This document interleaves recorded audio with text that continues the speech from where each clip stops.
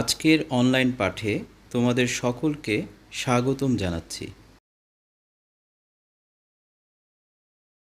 আজকের পাঠ শেষে শিক্ষার্থীরা যা শিখবে তা হলো কেন্দ্রীয় প্রবণতার পরিমাপ পদ্ধতি ব্যাখ্যা করতে পারবে, কেন্দ্রীয় প্রবণতার পরিমাপে সংক্ষিপ্ত পদ্ধতির প্রয়োজনীয়তা ব্যাখ্যা করতে পারবে, সংক্ষিপ্ত পদ্ধতির সাহায্যে গড়, মধ্যক ও প্রচুরক নির্ণয় করতে পারবে। অনুশীলনী 17-তে পরিসংখ্যান নিয়ে আলোচনা করা হবে। তো কিছু গুরুত্বপূর্ণ তথ্য আমরা এখানে দেখতে পাচ্ছি। উপাত্ত কিভাবে উপস্থাপন করতে হয়, অর্থাৎ আমাদের কাছে যদি এলোমেলো কিছু উপাত্ত থাকে তবে সেগুলোকে বিন্যস্ত করার প্রয়োজন হয় এবং এগুলোকে আমরা উপাত্ত বলে থাকি, যে মানগুলো আমাদের প্রশ্নে সাধারণত দেওয়া থাকে। এবং আমাদের আসলে নবম দশম শ্রেণীতে বেশিরভাগ ক্ষেত্রে সারণীভুক্ত অবস্থায় মানগুলো দেওয়া থাকে, এলোমেলো মান খুবই কম দেওয়া থাকে।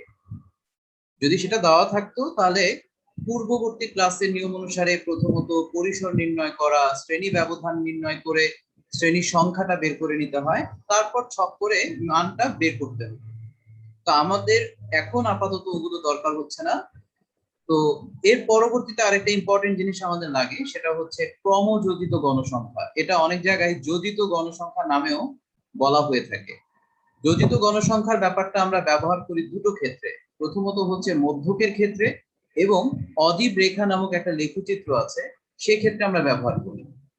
এটার প্রসেসটা হচ্ছে এরকম: গণসংখ্যা প্রথমে যে ঘরে দেখবো ঠিক সেই মানটাই আমরা ক্রমযোজিত গণসংখ্যার ঘরে বসিয়ে দেব, এবং তার পরবর্তী ঘরে যে 13 দেখতে পাচ্ছি এটা আবার এখানে যোগ হবে, অর্থাৎ 11 এবং 13 যোগ করে যে ফলাফলটা হবে সেটা আমরা এখানে লিখব। তাহলে আমরা খেয়াল করছি প্রথম ঘরে যা আছে ক্রমযোজিত গণসংখ্যার ক্ষেত্রেও একই কথা লিখবো বা একই সংখ্যাটা লিখবো, কিন্তু কৌণিক ভাবে এখানকার দ্বিতীয় আর এখানকার প্রথম এই দুটোকে যোগ করে আমরা এখানে বসিয়ে দেবো। এটা হলো ক্রমযোজিত গণসংখ্যা। তোমরা দেখতে পাচ্ছ এখানে যোগ অবস্থায় দেখানো হয়েছে, বাট আমরা যখন অঙ্ক করব তখন আমরা এটা দেখাবো না, এটা তোমাদের বোঝার সুবিধার্থে দেখানো হয়েছে। নেক্সট একই রকম আমরা এখন এখানে পেয়েছি 24, 24-এর সাথে এই 7 যোগ করলে পাবো হচ্ছে 31। এভাবে করেই ক্রমযোজিত গণসংখ্যাটা তৈরি করতে হয়।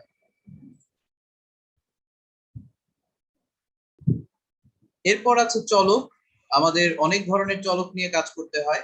তো চলক হচ্ছে সাধারণত সংখ্যাসূচক তথ্য সমূহকেই বলা হয় পরিসংখ্যানের উপাত্ত।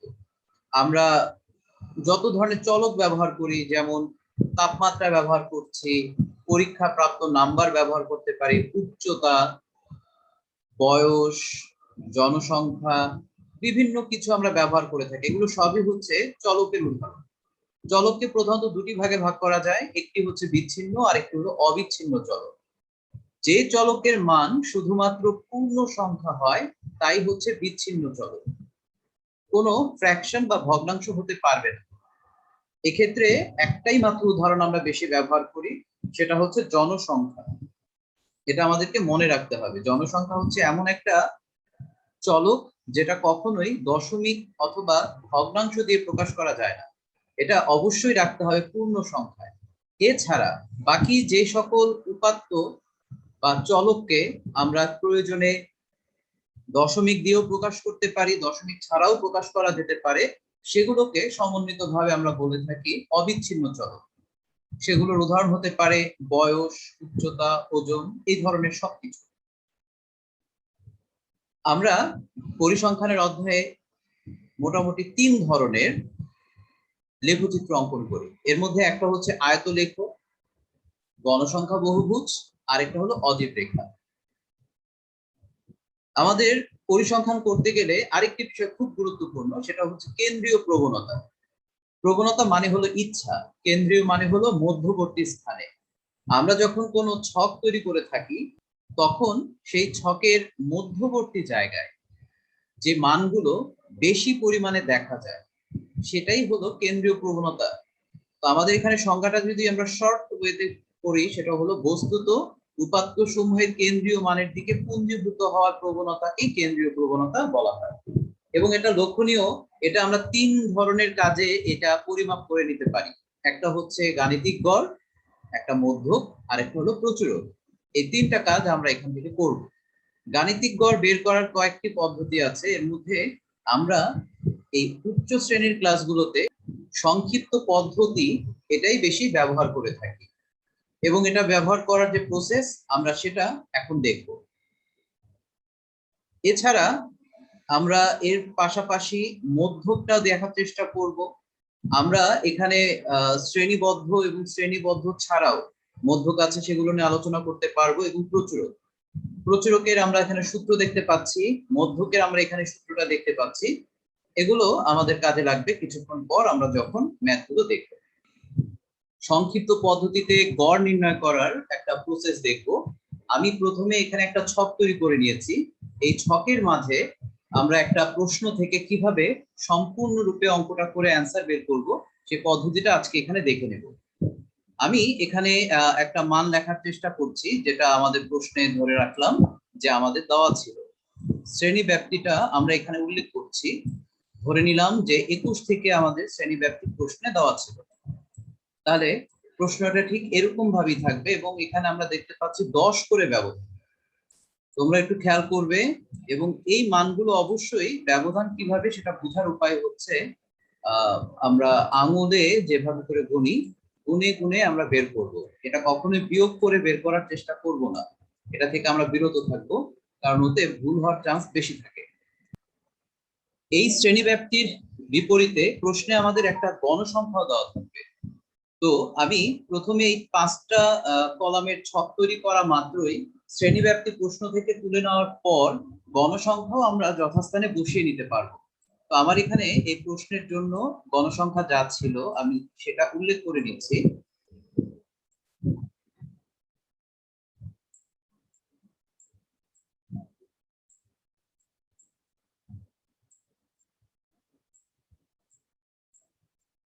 এই মানগুলো আমার এখানে ছিল, আমরা এটা উল্লেখ করে নিলাম। তাহলে শ্রেণী ব্যাপ্তি এবং গণসংখ্যা প্রশ্ন থেকে নেওয়ার পর আমরা বাকি যে 3টা ঘর দেখছি সেটা কিভাবে ফিল আপ করবো সেটা এখন আমরা দেখব। মধ্যমান বা শ্রেণী মধ্যমান এই ব্যাপারটা হচ্ছে আমার যে এখানে শ্রেণী ব্যাপ্তি দুটো আছে, অর্থাৎ 21 এবং 30, এটাকে আমরা নিম্ন এবং উচ্চ সীমা বলি। এই দুটো সীমাকে আমরা যদি যোগ করে 2 দিয়ে ভাগ করে দেই তাহলে যে ভ্যালুটা পাবো এটাই হচ্ছে শ্রেণী মধ্যমান। তাহলে আমরা দেখতে পাচ্ছি যদি আমরা এটা যোগ করি আমরা এখানে মান পাবো 51। তাকে যদি আমরা 2 দিয়ে ভাগ করি তাহলে আমরা এখানে পাচ্ছি 25.5। এটা কখনো কখনো পূর্ণ সংখ্যা আসতে পারে, কখনো কখনো ফ্র্যাকশন দশমিক আসতে পারে। এটা দেখে আমাদের মাইন্ড চেঞ্জ করার কিছু নেই, যেটা কেমন আসবে এটা যে কোনোটাই আসতে পারে। তাহলে আমরা এখানে যে কাজটা করতে পারি আমরা এখানে লিখতে পারি প্রথম মানটা 25.5। আমরা কিন্তু এই কাজটা বারবার রিপিট করব না, অর্থাৎ আমার এখানে 25.5 প্রথমটার ক্ষেত্রে আসছে, আমরা আবার 31 এবং 40 কে আবার যোগ করে 2 দিয়ে ভাগ করে আমরা এত বারবার একই কাজ করতে যাব না, আমরা একটু কষ্ট কমাবো। সেক্ষেত্রে আমাদের করণীয় কি, আমরা দেখব যে এই পরস্পর এটার মাঝে ব্যবধানটা কত। সো আমি আগেই বলেছিলাম হাতে গুনে এটা বের করতে হয়। সো 21 থেকে 30 পর্যন্ত গুনলে আমরা দেখতে পাচ্ছি আমাদের এখানে ব্যবধান আছে 10। এই 10 যদি আমরা প্রতিটা শ্রেণী মধ্যমানের সাথে যোগ করে করে বসিয়ে দেই তাহলে আমাদের আর বারবার ভাগ করে মানটা বের করার প্রয়োজন নেই। তাহলে আমি যদি পূর্ববর্তী মানের সাথে 10 যোগ করে নেই তাহলে আমি পেলাম 35.5 মানে 35.5। একই কাজটা আমি এখানেও পারবো। আমাদের এর পরবর্তী যে পদক্ষেপ সেটা হচ্ছে আমরা এখন ধাপ বিচ্যুতি এটা বের করব। এটা বের করার জন্য আমাদেরকে এখানে এ এবং এইচ আগে চিহ্নিত করতে হবে। এইচ চিহ্নিত করার সহজ উপায় হচ্ছে আমরা যে শ্রেণী ব্যবধানটা বের করেছি 10, সেটাই হলো এইচ এর ভ্যালু। xi হলো প্রতিটা সারিতে আমরা দেখতে পাচ্ছি এগুলি হচ্ছে xi হিসেবে কাজ করবে, অর্থাৎ 25.5 35.5। এ কোথা থেকে এসেছে এটাকে আমরা ইন্ডিকেট করি এরকম, আমাদের এখানে যতগুলো ধাপ আছে অর্থাৎ এখানে 1 2 3 4 5 6 7 8, এই 8টা ধাপের ভেতরে শ্রেণী মধ্যমানের মধ্যবর্তী মানটা কত সেটাকে আমরা সাধারণত এ ধরে থাকি। এখন যেহেতু এখানে সংখ্যাটা হলো জোড় সংখ্যক ধাপ আছে, কারণ আমরা দেখতে পাচ্ছি এখানে 8টি ধাপ আছে, 8টি ধাপ হলে আমাদের মাঝখানে চলে আসে হচ্ছে এই দুটো, এই দুটো মানের ভেতরে আমাকে কম্পেয়ার করতে হবে কাকে আমি মধ্যবর্তী এ হিসাবে কাউন্ট করব।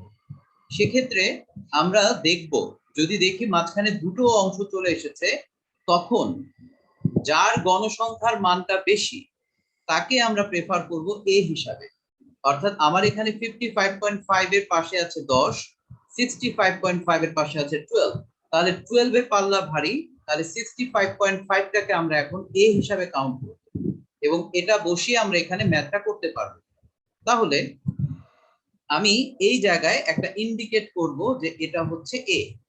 আমার যদিও ছকের পাশের ঘরে চলে গিয়েছে, এটা আসলে শ্রেণী মধ্যমানের এই ঘরের মধ্যে রাখাটাই বাঞ্ছনীয়, আমরা এটার ভেতরে রাখার চেষ্টা করব। এখন আমরা এখান থেকে যে কাজটা করব সেটা হচ্ছে ধাপ বিচ্যুতিটা বের করব। এটা ইউআই দিয়ে প্রকাশ করা হয়ে থাকে। আমরা যদি প্রতিটা লাইনে এক্স আই এবং এর ভ্যালুটা এখানে বসিয়ে এইচ বলতে 10 দিয়ে ভাগ করি, তাতে করে যে ভ্যালুটা পাবো, আর তার চেয়ে সহজ একটা পদ্ধতি অবলম্বন করলে তার আগে আমরা ম্যাথটাকে ক্লোজ করে ফেলতে পারবো। যেমন যেই বরাবর আমরা এ ধরেছি ঠিক সেই বরাবর যদি আমরা এখানে 0 ধরি, অর্থাৎ এই বরাবর এর মান এবং এক্স আই এর মান সেম, তোমরা এখানে খেয়াল করলে বুঝতে পারবে এই বরাবর এ বরাবর হচ্ছে এক্স আইও যা এর মানও তাই, অর্থাৎ তাদের থেকে বিয়োগ করলে 0, দ্যাট মিন্স মান আলটিমেটলি 0 আসবে। উপরের দিকে আমরা যথাক্রমে মাইনাস মান দিয়ে উপরের দিকে হিসাব করতে থাকবো। তোমরা, আমি আবারও বলছি, যদি মনে হয় আলাদা আলাদা ভাবে মানটা বসিয়ে কে করতে চায় তাহলে সে পারবে, তাতে কোনো প্রবলেম নেই, বাট আমরা এত সময় এখানে নেব না। আর নিচে পজিটিভ ভ্যালু যতগুলো ঘর থাকবে ততগুলো ঘরে দিয়ে যাবে। এটা হলো ইউআই এর ঘরটা ফিল আপ করা হয়ে গেছে। এখন আমাদের বাকি রইলো গণসংখ্যা ধাপ বিচ্যুতি, যেটাকে এফআই ইউআই বলা হয়। আমরা যখন অঙ্ক করতে নিব তখন আমরা এই বাংলা কথাগুলো যদি কেউ অ্যাভয়েড করতে চাও, ধাপ বিচ্যুতি অথবা গণসংখ্যা ধাপ বিচ্যুতি, এটা বাদ দিয়ে শুধু সূত্রের মতো এগুলো লিখলেও চলবে। এফ আই ইন্টু ইউআই মানে গণসংখ্যার ধাপ বিচ্যুতি, অর্থাৎ এখানে যে এফ আই আছে আর এখানে যে ইউআই আছে পাশাপাশি আমাকে গুণ করতে হবে। আমি তাহলে এখানে গুণ করে দেখি, আমার এখানে আসছে 4 4 16, এখানে আসবে 3 6 18, তারপরে আসছে 8 2 16, এখানে আসবে -10 আসতেছে, হ্যাঁ ঠিক আছে। জিরোর সাথে যাই গুণ করা হোক সেটা 0 হয়, এখানে একটু সাবধান হতে হবে। 9 একে 9 লিখতে পারি আমরা এখানে, 7 2 14, আর এখানে পাচ্ছে 3 4 12। আমাদের এখান থেকে এখন ইন টোটাল সমষ্টি আকারে যেটা বের করতে হবে, অর্থাৎ আমরা সামেশন বলি, যোগ বিয়োগ মানগুলো থেকে আমাকে কম্পেয়ার করে দেখতে হবে যে আসলে পজিটিভ মান বেশি না নেগেটিভ মান বেশি, সেটা আমার অ্যান্সার করতে হবে। সো আমরা এটাকে কি হিসাবে লিখি, আমরা এখানে একটা সামেশন সাইন ব্যবহার করি, সামেশন, এবং এরপরে এফ আই এবং ইউআই আমরা এটা যদি ব্যবহার করি এই জায়গায় ইকুয়াল টু দিয়ে আমরা অপেক্ষা করব যে এটার ভ্যালুটা কত আসে সেটা আমরা চেক করে দেখব। আমাদের ওখানে মাইনাস মান যেগুলো আছে সেগুলোকে আমরা আগে যোগ করে নিব। মাইনাস মানগুলো আমার এসেছে -60, আর পজিটিভ ভ্যালুগুলো আসছে 35। তাহলে 35 থেকে যদি আমি 60 বাদ দিয়ে দিই আমার আসবে -25, যেহেতু নেগেটিভ ভ্যালু বেশি। আমরা পেয়ে গেলাম আমাদের সামেশন অফ এফআই ইউআই এর ভ্যালু। এখানে গণসংখ্যা যেটাকে আমরা ধরেছিলাম ঠিক এটার নিচে এটার ভ্যালু কত এটাও আমরা এখান থেকে চেক করে নেব। এখানে টোটাল মানটা যদি আমরা একটু গুণে দেখি আমরা এখানে 60 পাবো, যেটা আমি এখান থেকে আগে হিসাব করে নিয়েছি। এখন ছকের কাজ আমাদের কমপ্লিট হয়ে গেছে। আমরা যদি এখন সংক্ষিপ্ত পদ্ধতিতে গড় সেটা নির্ণয় করতে চাই তাহলে এটা একটা সূত্র আছে, আমরা এটাকে x বার দিয়ে লিখি, a প্লাস এখানে সামেশন অফ এফআই ইউআই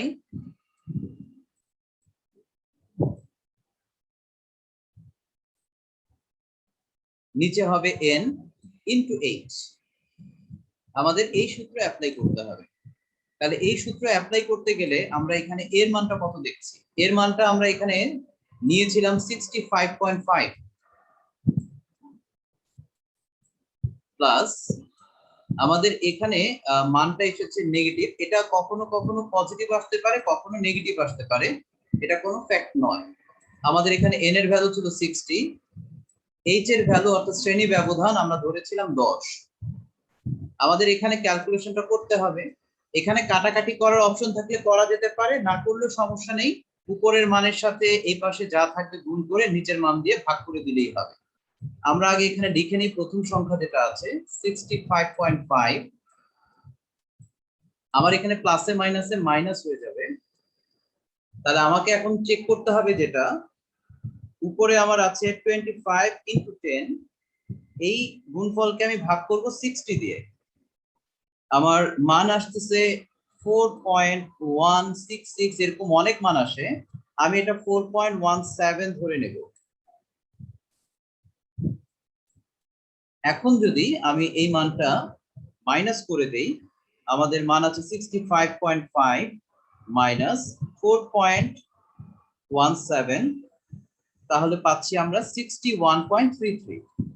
61.33 এটাই হলো আমাদের অ্যান্সার। যেহেতু আমি এখানে অসংখ্য মান থেকে একটু কমিয়ে অঙ্কটাকে করছি, তাই উত্তরে অবশ্যই প্রায় লেখাটা উচিত হবে।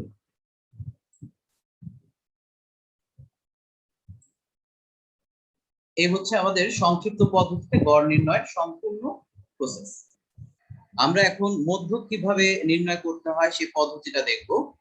মধ্যক নির্ণয় করার জন্য আমাদের এরকম 3টি কলামের ছক তৈরি করতে হবে। আমি এখানে একটা প্রশ্নের আদলে তৈরি করে নিয়েছি, যেখানে ক্রমযোজিত গণসংখ্যাটা বাড়তি একটা ঘর, অর্থাৎ প্রশ্নে আমাকে শ্রেণী ব্যাপ্তি এবং গণসংখ্যাটা দেওয়া থাকবে। সেই অনুযায়ী আমরা যদি ফিল আপ করি, আমাদের একটা ঘর শুধু বাড়তি, এটা হচ্ছে ক্রমযোজিত গণসংখ্যা। তো আমরা ক্লাসের শুরুতেই দেখে নিয়েছি যে ক্রমযোজিত গণসংখ্যাটা আমরা কিভাবে বের করি। তাহলে আমরা যদি এখানে বসিয়ে নেই, ফার্স্টে 3 হবে, প্রথম ঘরটা সেম। এখন 3 এর সাথে 10 যদি আমরা যোগ করে দেই তাহলে পাবো 13। এই 13 এর সাথে আবার 18 যদি আমরা যোগ করি তাহলে পাবো আমরা 31।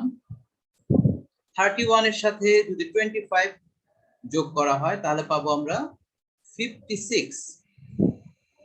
56 এর সাথে যদি 8 যোগ করি তাহলে পাবো আমরা 64, এবং 64 এর সাথে সর্বশেষ 6 যোগ করলে আমরা পাবো 70।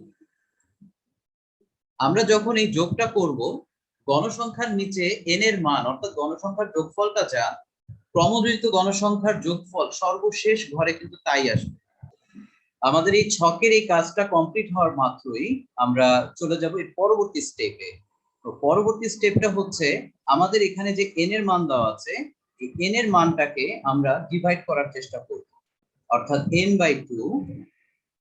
যেহেতু মধ্যক, এই মধ্যকটা খোঁজার জন্য আমরা চেষ্টা করব যে মানটা আসলে কোথায় আছে।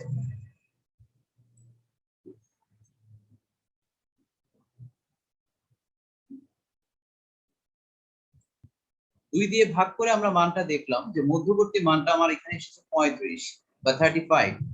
এই 35 সংখ্যাটাকে আমরা খুঁজবো আমাদের ক্রমযোজিত গণসংখ্যার কার ঘরের সাথে বা কোন মানের ভেতরে এই 35 ভ্যালুটা মিলে যায় অথবা আছে।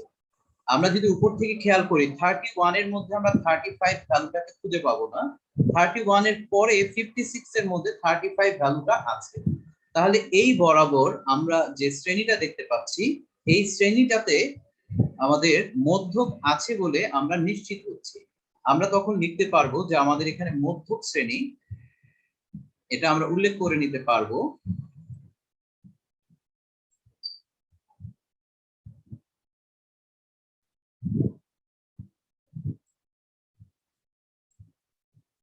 মধ্যক শ্রেণী হচ্ছে আমাদের 48 থেকে 53, এবং এখানেই আমাদের মধ্যক উপস্থিত আছে বলে আমরা ধরে নিচ্ছি। এখন মধ্যক নির্ণয় করার জন্য আমাদের কয়েকটা মান জানা প্রয়োজন। আমরা সেই মানগুলো একটা একটা করে এখন দেখে নিব। প্রথমত আমাদের জানা লাগবে এল এর মান জানা লাগবে। এল হচ্ছে লোয়েস্ট ভ্যালু, অর্থাৎ একটা শ্রেণী, যে শ্রেণীটাকে আমরা মধ্যক শ্রেণী হিসেবে কাউন্ট করেছি, তার ক্ষুদ্রতম মান, অর্থাৎ শুরুর মানটাই হলো তার ক্ষুদ্রতম মান।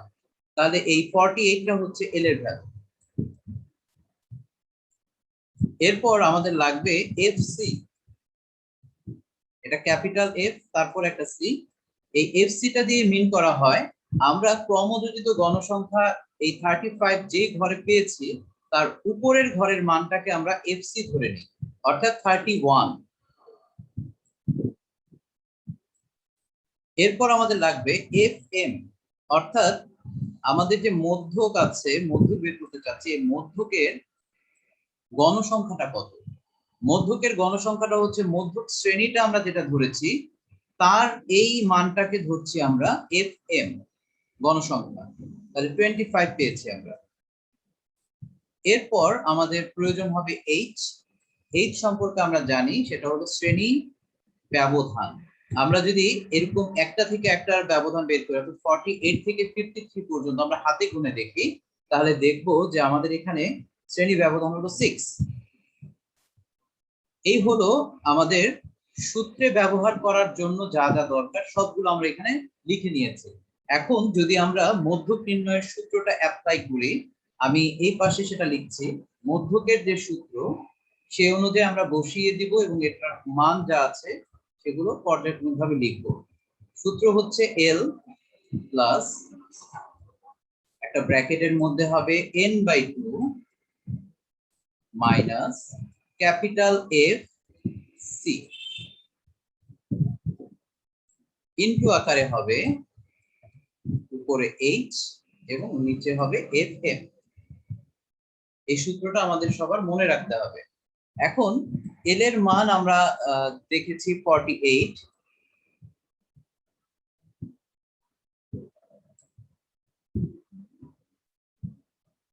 ব্র্যাকেটে n/2 মানও আমরা বের করে নিয়েছি আগে 35,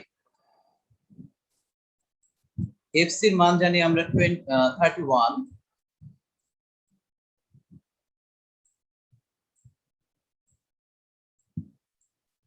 এইচ এর মান আমরা জানি 6 আর এফ এম এর মান জানি আমরা 25। এখন যদি আমরা এখানে একটু হিসাব করি, 48 থাকুক, 35 থেকে 31 হচ্ছে 4 ইনটু এখানে 6/25। তাহলে আমাদের এখানে কাজ যেটা করতে হচ্ছে, উপরে গুণ করে 25 দিয়ে ভাগ করার পর আমরা যে ভ্যালুটা পাবো সেটাই আমাদের 48 এর সাথে হিসাব করতে হবে।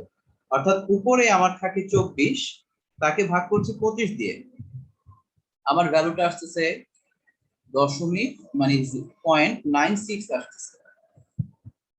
আমরা এখন এই দুটো মানকে যদি যোগ করে নেই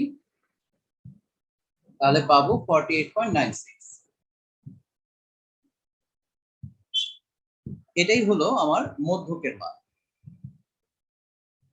প্রচুরক নির্ণয় করতে হলে আমাদের যা করতে হবে সেটা হলো এই ছক থেকে আমরা যে মানগুলো দেখতে পাচ্ছি এই ছকের মান ব্যবহার করেই আমাদের প্রশ্নের কাজ আমরা শেষ করে ফেলতে পারবো। অর্থাৎ আমাদের আলাদা কোনো ছক তৈরি করতে হবে না।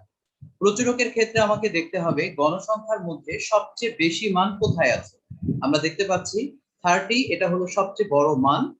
তাহলে 30 বরাবর যে শ্রেণীটা দেখতে পাচ্ছি আমরা এখানে উল্লেখ করে নিতে পারি যে এই প্রশ্নে যেহেতু গণসংখ্যা সর্বাধিক 30 আছে, তাহলে তার প্রচুরক শ্রেণীটা হবে 65 থেকে 74। তারপর আমাদের সূত্র গঠন করতে হবে। সূত্রের জন্য আমার যে যে ভ্যালুগুলো লাগবে আমরা সেটা আগে লিখে নেই। 65 যেটা দেখতে পাচ্ছি অর্থাৎ লোয়েস্ট ভ্যালু শ্রেণীর, এটা আমরা এখানে উল্লেখ করে নেব। এরপরে আমাদের লাগবে হচ্ছে F1। F1 ব্যাপারটা হচ্ছে আমাদের যে সর্বোচ্চ ভ্যালু আমরা এখানে পেয়েছি ঠিক সেটা থেকে তার উপরের ভ্যালুটাকে মাইনাস করে দিলে যা থাকে সেটা হচ্ছে আমাদের এই ক্ষেত্রে ভ্যালু। আমি এখানে ইংরেজিতে লিখছি কারণ আমাদের ম্যাথ ম্যাক্সিমাম ক্ষেত্রে ইংরেজিতেই থাকবে, প্রশ্নটা বাংলায় থাকলেও কোনো সমস্যা নেই। F2 হবে হচ্ছে আমার যে ভ্যালুটা আমরা এখানে দেখতে পাচ্ছি হাইয়েস্ট ভ্যালু, সেটা থেকে তার নিচের ভ্যালুটাকে যদি মাইনাস করে দিই, অর্থাৎ 30 থেকে যদি আমরা 16 মাইনাস করে দিই তাহলে সেক্ষেত্রে আমাদের থাকছে 14। এখন আরেকটা জিনিস আমাদের দরকার, সেটা হলো এইচ। এইচ হলো শ্রেণী ব্যবধান। আমরা যদি 65 থেকে 74 এর মাঝে হাতে গুনে দেখি আমাদের এখানে ব্যবধান আমরা পাবো 10। এখন প্রচুরক তৈরি করার জন্য আমাদের যে সূত্রটা আছে আমরা সেই সূত্রটা ব্যবহার করি।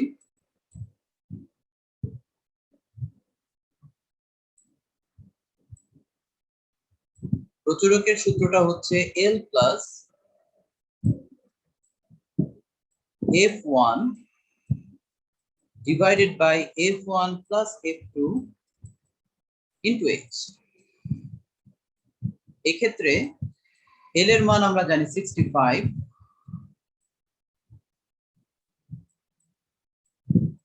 F1 এর ভ্যালু আমরা জানি 10, এটাও 10, F2 এর ভ্যালু হচ্ছে 14 ইনটু H এর ভ্যালু হচ্ছে 10। আমি যদি এখন এখান থেকে হিসাব করি 65 জায়গা মতোই থাকছে, আমার নিচে চলে আসলো 24, আর উপরে আমি যদি গুণ করে দেই আমরা পাচ্ছি 100। 100 কে যদি আমরা 24 দিয়ে ডিভাইড করি আমরা মানটা পাবো 4.1666, যেখান থেকে আমি সংক্ষেপে 4.17 লিখতে পারি। এখন এইগুলোকে যদি আমরা একত্রে অ্যাড করে দেই তাহলে আমি পাচ্ছি 69.717, এবং এটাকে অবশ্যই প্রায় দিয়ে লিখতে হবে কারণ অনেক বড় মানকে আমরা ছোট করে লিখেছি। এই হচ্ছে আমাদের প্রচুরক নির্ণয় করার পদ্ধতি।